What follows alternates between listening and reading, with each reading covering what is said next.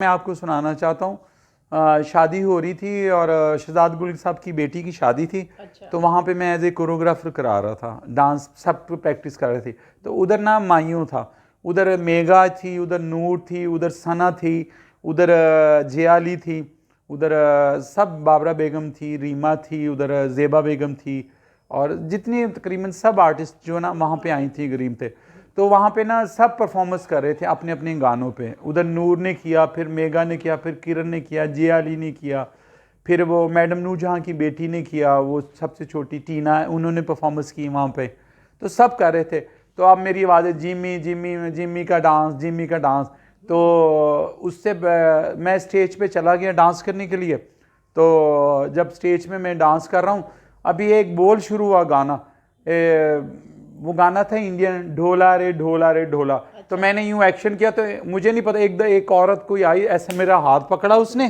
तो मैंने देखा कौन है, तो कहती भाई मेरा परफ्यूम किथे, मेरा परफ्यूम किथे। मैं कहा केड़ा परफ्यूम? ओह, कहती नहीं नहीं मुझे नहीं पता, वो दो मुझे परफ्यूम दो। पूरी दुनिया देख रही और फंक्शन गाना बंद हो गया, और मुझे पकड़ के ना कहती नहीं मेरा परफ्यूम दो, मुझे नहीं पता मेरा परफ्यूम। मैं क्या मैडम मैं देता हूँ, मैं डांस, तो कहती कोई डांस डूस नहीं, मेरा परफ्यूम दो। और मैं लेके, मैडम बाबरा शरीफ साहिबा थी, वो बाबरा शरीफ साहिबा थी। जब उन्होंने मेरा हाथ पकड़ा और यूं खींचा मुझे घसीटते हुए, वो स्टेज से उतार के नीचे, वो जहाँ परफ्यूम था मेगा की वालदा के पास, वो मैंने वहाँ से निकाल के उनको दिया परफ्यूम। तो बड़ा मतलब मुझे बड़ी हैरत हुई है कि एक परफ्यूम के लिए, मैं उनको पता है मैं परफॉर्मेंस कर रहा हूँ, लेकिन फरजाना साहिबा उनको सब्र नहीं हुआ। मुझे बड़ा अजीब लगा ये वाक़या। तो नाजरीन उनकी चीज़ थी, मैंने तो देनी थी, तो उनको ना सब्र नहीं हो रहा था, दे मेरा परफ्यूम, दे मेरा परफ्यूम दे। और ऑडियंस देख रही है, पूरी दुनिया, रीमा आर्टिस्ट, जेबा बेगम सब देख रही है, ये क्या तमाशा हो रहा मेरे साथ। तो लिहाजा मेरा डांस बंद हो गया इनकी परफ्यूम की वजह से। मैं परफॉर्मेंस नहीं कर सकता, फरजाना साहबा किया ही नहीं। फिर उसके बाद फंक्शन ख़त्म हो गया था।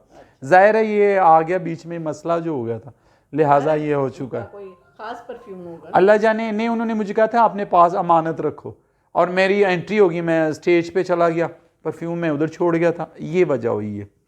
लिहाजा अच्छा रहा था, लेकिन वो वाक़या तो मेरे अभी भी मेरे जहन में घूमता, तो मैं खुद एंजॉय करता हूँ उस वाक़े। डांस करते करते मुझे हाथ खींच लिया नीचे को, नीचे उतरो मेरा परफ्यूम दो। जेबा बेगम से भी है कोई? हाँ जी, जेबा बेगम से बड़ी अच्छी मुलाकात हुई। जेबा बेगम मेरी मुलाकात शहजाद गुल साहब के घर में हुई थी, उनकी बेटी की शादी थी। तो वहाँ पे मैं ना कोरियोग्राफी कराने जाता था, तो वहाँ सिखाता। तो उन्होंने, हालांकि शहजाद गुल साहब स्टूडियो से भी कोई डांस मास्टर बुला सकते थे, लेकिन उनकी जो वाइफ है ना माविश भाभी, वो मुझे बहुत प्यार करती, भाइयों की तरह समझती। उनकी फैमिली में जाना, उन्होंने कहा जिमी भाई को बुलाए।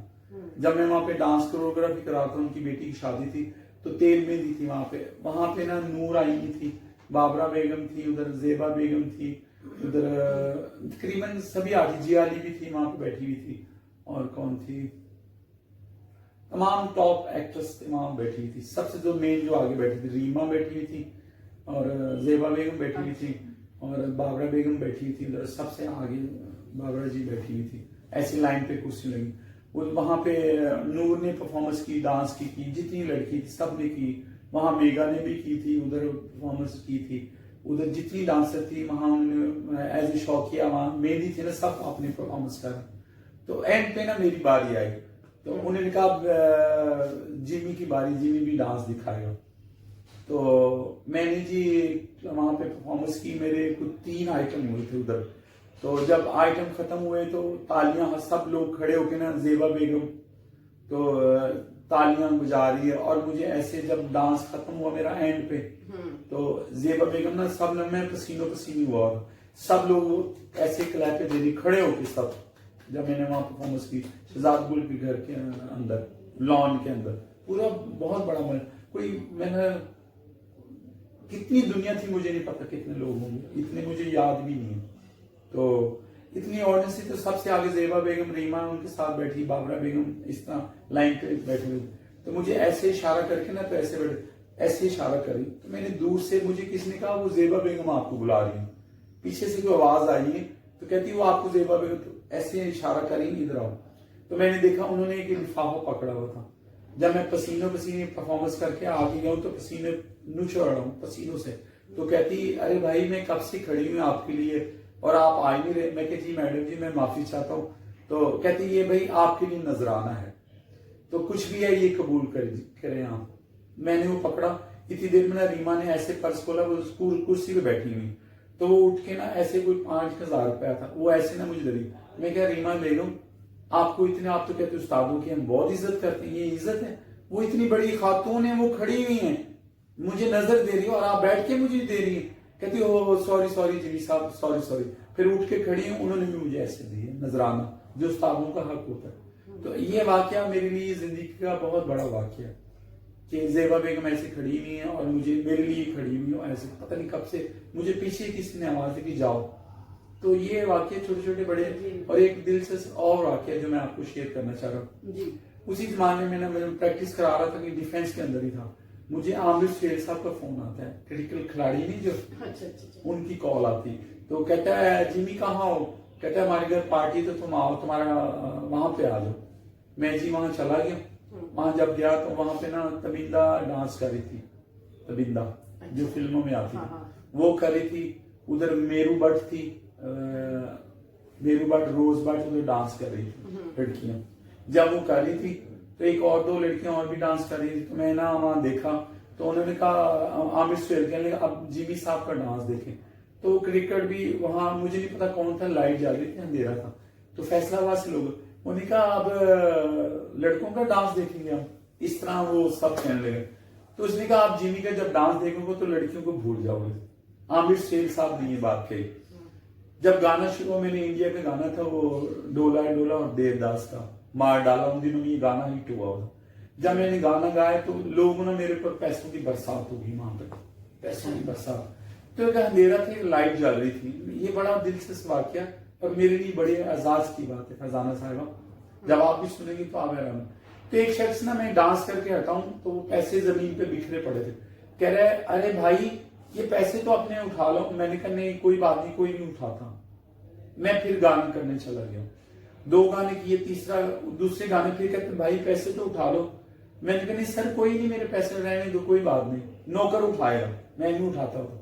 ऐसे कह के मैं चला गया और डांस कर रहा हूँ। फिर दोबारा जाके परफॉर्मेंस करने लगा। हॉल उनके स्टेल बना हुआ था, आमिर सुहेल के फुटवर्क वो बना हुआ था फ्लोर, और वहां पे मैं परफॉर्मेंस कर रहा हूँ। तो पैसे बखरे जमीन पे, कुछ ऐसे पैसे तो इधर नजदीक थे।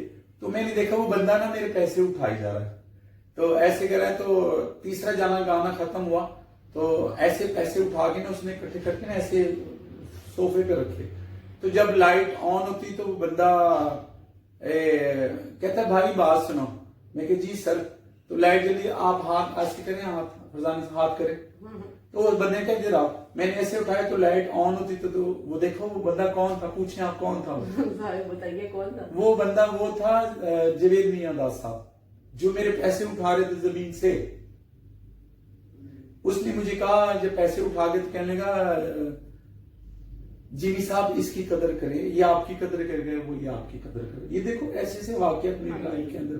उस शख्स ने, जवेद मियां साहब ने मुझे इतनी अच्छी मुझे ये चीज को प्रोवाइड किया। उन्होंने कहा इसकी आप इज्जत करोगे, ये आपकी, इसको जमीन पे ना फेंको। उन्होंने मेरे पैसे इकट्ठे करके मुझे दिए। तो ये कितना बड़ा मेरे लिए एजाज की बात है ना। तो मेरी आंखों में ना आंसू आ गए। इसी तरह ये बाबरा बेगम घर पार्टी थे, वही ना यही बात मिलती जा रही। तो उनकी एक सहेली है नाला इश्तियाक, वो इंटीरियर डिजाइनर है बाबरा बेगम की, उनकी दोस्त है। मैं वहां पे डांस की रेसलिंग कराता था उनके घर में। तो नाला इश्तियाक के घर पे, नाला इश्तियाक के घर में। तो वहां में मेरी फर्स्ट मुलाकात उनके घर होती उस जमाने में। जी हाँ, फर्स्ट मुलाकात। मैं वहां डांस सिखा रहा हूँ तो उन्होंने डांस देखा, लड़कियों को बता रहा हूँ, फैमिली उनके घर में नीचे बेसमेंट में मैं प्रैक्टिस कराया करता था। कैबली ग्राउंड में उनका घर है, आज भी उधर ही है। नाला इश्तियाक है जो इंटीरियर डिजाइनर है, पाकिस्तान बड़ी मशहूर खातून है। उनकी ये बेस्ट फ्रेंड है बाबरा बेगम। तो वहां आई तो नीचे बेसमेंट में एकदम आई तो कहती है पंजाबी, नायला तू कितने सर? तो उन्होंने कहा मैं जिमी को प्रैक्टिस करनी। अच्छा मास्टर साहब आने की ना है ना, उन्होंने कहा जिमी भाई इनका नाम है, हम जिमी भाई कहते हैं, जिमी साहब। कहती अच्छा। तो बाबरा बेगम आके बैठी है। तो उन्होंने कहा अच्छा चलो अस्सी मास्टर साहब आप तो डांस दिखाएं मुझे। मैं कहा अच्छा जी मैडम जी मैं दिखाता हूँ। मेरी फर्स्ट मुलाकात उनके साथ जिंदगी में हुई इस तरह पहली दफा।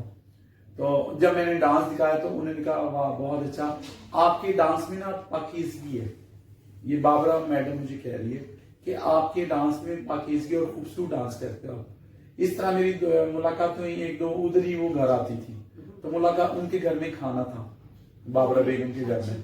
तो मैं जब क्लास में, उन्हें नायला ने कहा भाई वो बाबरा कह के कि जिमी को भी साथ लेके आना, उसको खाना है, आज मेरे घर में डिनर है तो वहां पे ना आ जाना। मैंने कहा ठीक है। तो शाम को क्लास खत्म की, मैं और मैंने, नायला पहले चली गई थी, मैं कहीं क्लास में था उन दिनों में ना, क्लास करा के मैं रीता मैं बाबरा के यहाँ पहुंच जाऊंगा। जब मैं वहां पहुंचा हूं तो रात को भी 11 बजे का टाइम था। अच्छा। तो पार्टी ना खुद फरजाना साहबा रूज पे थी, सर्दियों के दिन थे। जब मैं पहुंचा तो गेट पे ना ऐसे ही खड़ा हूं तो देखा तो उधर ना सब लोग बैठे हुए, पार्टी हो रही चल रही है। तो बाबरा की जो बहन थी ना मैडम की, फाकरा बेगम, हाँ। फाकरा उनकी जो बहन है, मैंने उनसे पूछा, मैं क्या फाकरा, कहती बाबरा उधर बैठी, उधर चले जाओ।